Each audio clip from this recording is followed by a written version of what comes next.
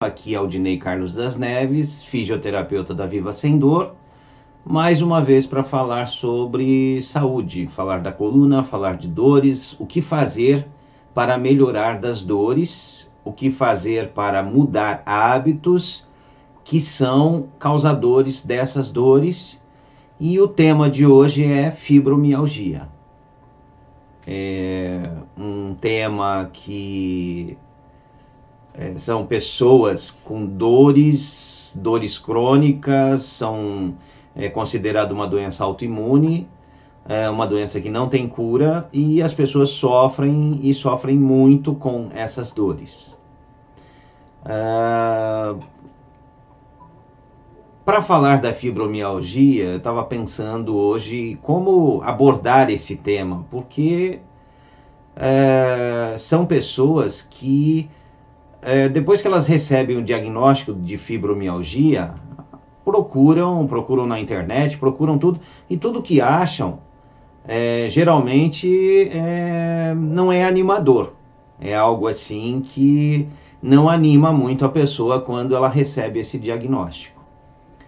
E também, quando eu coloquei na chamada ali, na descrição do vídeo, falando de 70% das pessoas diagnosticadas com fibromialgia estarem livres das dores em 3 meses, é porque de 70% das pacientes e dos pacientes, eu só atendi um homem com fibromialgia em 21 anos, só um paciente homem com fibromialgia, que tinha realmente fibromialgia. Mas 70% das pessoas que chegaram com o diagnóstico de fibromialgia na clínica, em 3 meses não tinham mais dores, não precisavam mais tomar remédios. Então, tem muito erro de diagnóstico, tem muitas pessoas que têm dores em várias partes do corpo, que são características da fibromialgia, e que recebem o diagnóstico de fibromialgia, mas na verdade não é fibromialgia. São pessoas que têm dores pelo corpo todo.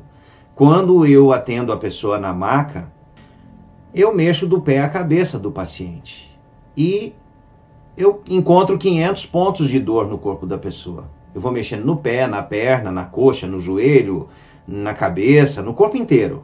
Então eu encontro mais de 500 pontos de dor nas pessoas. Nem por isso as pessoas estão com fibromialgia, né? E voltando um pouco mais, na época que eu estava na faculdade ainda, na época não se falava em fibromialgia, não existia esse nome. Na época da faculdade ainda, em 89, uma professora de cinesiologia e cinesioterapia, que é a terapia pelo movimento ou exercícios terapêuticos, essa professora falou, na época, da LER, que era uma doença, que é lesão por esforço repetitivo, ou doença ocupacional relacionada ao trabalho, que foi o nome que ficou depois, que muitas pessoas estavam sendo afastadas do trabalho em função da lesão por esforço repetitivo. Isso em 89. Em 1990 começaram a ter muitos casos de LER, DORT. E em 1999 foi que eu atendi o primeiro caso, depois que eu aprendi as técnicas de terapia manual, as técnicas de exercícios terapêuticos. Em 99 eu atendi o primeiro caso de LER, o primeiro caso de uma mulher de 34 anos, acho que ela tinha na época, e ela não conseguia pegar a filha no colo, ela estava afastada do trabalho porque ela tinha muitas dores nos braços, nos ombros, na coluna. Ela tinha dores como as pessoas que têm fibromialgia apresentam, mas na época se chamava LER. Depois, em 2001, 2002, eu atendi várias pessoas também com LER. Mas em 2001 eu atendi uma outra pessoa que ela não tinha o diagnóstico de fibromialgia nem de LER, ela tinha dores que são características das pessoas que têm fibromialgia, ela tinha dores muito fortes no corpo. A primeira pessoa lá em 99, com 2 meses e meio, ela tinha melhorado 85% das dores. Ela já conseguia pegar a filha no colo, já conseguia se movimentar. agachar, levantar, cuidar da casa dela. Ela não voltou para o trabalho naquela época, mas com 2 meses e meio ela tinha melhorado 85% segundo ela. Em 2001, essa outra pessoa que eu atendi, foi algo assim que chamou a atenção, o caso de dor crônica dessa pessoa, que nada resolvia as dores dela. Eu fazia o atendimento, mas as dores retornavam. E no caso dessa pessoa, um componente muito importante é a questão emocional. Essa mulher, ela perdeu uma filha adolescente de 15 anos, que era a companheira dela, que tocavam violão juntas, né? E essa filha teve meningite. E a paciente que eu atendi, que a filha faleceu, ela se culpava porque ela não observou os sintomas da filha. Então, ela assumiu aquilo como uma culpa, que ela era culpada de não ter procedido com rapidez para salvar a filha. Então, essa culpa que ela trazia que deixava ela sempre com dores, sempre tensa, sempre contraída, que ela não conseguia se livrar das dores, em função do emocional dela. Depois, em 2002, também não era uma pessoa com diagnóstico de fibromialgia, mas uma mulher que chegou na clínica com o corpo inclinado para frente, com dores no quadril, que ela falou que parecia que o quadril dela estava quebrado ao meio, de tanta dor que ela sentia. E eu fiz um atendimento, que foi a avaliação, o primeiro atendimento na maca. Depois ela começou a praticar os exercícios terapêuticos, que são os exercícios que estão aqui no canal, gravados em vídeo, os do site e os programas também de exercícios que nós temos. São os mesmos exercícios, a mesma maneira de orientar que é da terapia em grupo. E essa pessoa, ela chegou com dor no quadril e depois de 2 meses e meio, teve um dia que ela estava fazendo um exercício de movimentar o ombro. Fazer movimentos bem leves, lentos, prestando atenção no ombro. Qual músculo levanta o ombro, qual músculo abaixa o ombro, qual músculo leva o ombro para trás, leva para frente. E ela começou a chorar. Essa posição, a pessoa deita de barriga para baixo, um braço fica perto do quadril, o outro braço ela dobra, põe a mão perto do rosto, dobra o joelho também, põe para a lateral. Então, um lado, braço e perna esticado, do outro lado, joelho e cotovelo dobrado. E aí faz os movimentos com o ombro. E vai prestando atenção. E nesse prestar atenção e relaxar a musculatura, ela começou a chorar. E ao final da terapia daquele dia, ela contou que lembrou de um pesadelo que ela teve de ser apunhalada no ombro, de ser apunhalada pelas costas, e contou que ela era chefe de um setor numa repartição pública e ela levou uma colega que sempre ela conversava, tomava café, ela se reuniam no horário do lanche, ela levou essa pessoa para o setor dela e essa pessoa conseguiu tirá-la do cargo de chefia e assumiu o cargo de chefia. E ela, sentindo-se traída, teve um pesadelo de ser apunhalada no ombro. E esse pesadelo de ser apunhalada, ela ficou durante 14 anos sentindo dor no ombro. E nada fazia passar a dor. Quando ela, fazendo os movimentos, aliviando a tensão no ombro, lembrou do pesadelo, lembrou do trauma, a dor no ombro cessou e as dores no quadril também cessaram. Dor no ombro dificulta a respiração, aumenta o esforço do diafragma e afeta a coluna lombar, então causa dores no quadril. Tá. E em 2002 eu comecei o atendimento de uma paciente e essa foi a primeira vez que eu ouvi a palavra fibromialgia. Uma paciente... Oi? 2002. Em 2002, sim, em 2002 foi o primeiro caso de fibromialgia e fibromialgia mesmo que eu atendi. Com outros sintomas, né? Que a pessoa ela estava totalmente debilitada, enfraquecida. Ela falou que se ela andasse 500 metros e cansasse, ela sentava na calçada e pedia para o marido ir buscá-la, porque ela não tinha mais força, ela chegava à exaustão. Ela falou que não tinha o timer que avisava que ela estava cansando, como nós temos. Você está trabalhando, você faz as coisas, você sente que está cansando e para, descansa, ela não tinha esse aviso. Ela não sentia e quando vinha o cansaço era exaustão.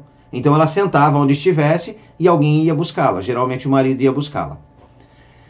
E ela foi depois de uma entrevista na televisão que eu falei sobre dores. E o nome da técnica na época era reequilíbrio corporal consciente. E ela falou que me procurou justamente pelo nome da técnica, reequilíbrio corporal consciente.